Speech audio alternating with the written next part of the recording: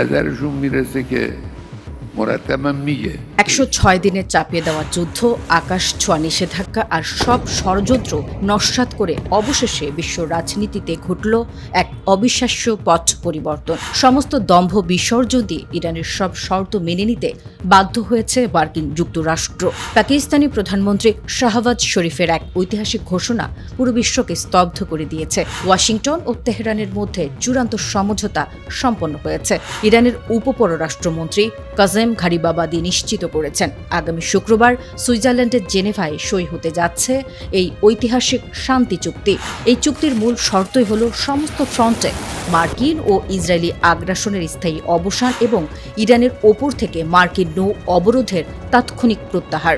এটি কেবল একটি চুক্তি নয়, এটি আমেরিকার একচ্ছত্র আধিপত্যের বিরুদ্ধে ইরানের এক চূড়ান্ত ও ঐতিহাসিক বিজয়। চুক্তি চূড়ান্ত হওয়ার ঠিক আগ মুহূর্তেও ইসরায়েলি বাহিনী বৈরুতের দক্ষিণ শহরতলিতে কাপুরুষসজ্জিত বিমান হামলা চালিয়ে পরিস্থিতি উত্তপ্ত করতে চেয়েছিল।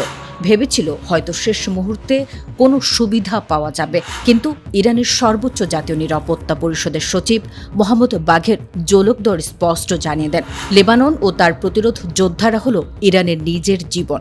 লেবাননের ওপর যে কোনো আঘাত মানে ইরানের রেড লাইন অতিক্রম করা। ইরানের সংসদ স্পিকার মোহাম্মদ বাঘের গালিভাভ ওয়াশিংটনকে হুঁশিয়ারি দিয়ে বলেন, প্রতিরোধকে ভাঙার ক্ষমতা কারও নেই এবং ট্রাম্প প্রশাসন যে শান্তি বজায় রাখতে সম্পূর্ণ অক্ষম তা তাদের আচরণেই প্রমাণিত।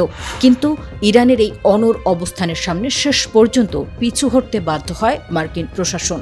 এই মহাকাব্যিক বিজয়ের পেছনে কাজ করেছে ইরানের সামরিক বাহিনীর এক অভূতপূর্ব হুঙ্কার। খাতাম আল আনবিয়া central হেডকোয়ার্টার্সের major general Ali Abdullahi স্পষ্ট ভাষায় হুঁশিয়ারি দিয়েছিলেন, ইরানি বাহিনীর আঙুল এখন ট্রিগারে রয়েছে।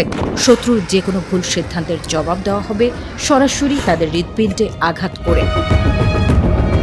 40 দিনের তীব্র আগ্রাসনের আড়ালে ইরানকে ভেতর থেকে ভেঙে ফেলার এক নোংরা ষড়যন্ত্র চালিয়েছিল মার্কিন ও ইসরায়েলি গোয়েন্দা সংস্থাগুলো। কিন্তু ইরানের গোয়েন্দা মন্ত্রণালয়ের তীব্র ও সফল অভিযানের মুখে সেই নাশকতাবাদী ও গুপ্তচর নেটওয়ার্ক পুরোপুরি ধূলিসাৎ হয়ে যায়। মধ্যপ্রাচ্যের আকাশে আজ এক নতুন ভোরের সূচনা হলো, যেখানে নিয়ন্ত্রণ এখন সম্পূর্ণ বীরের জাতি ইরানের হাতে।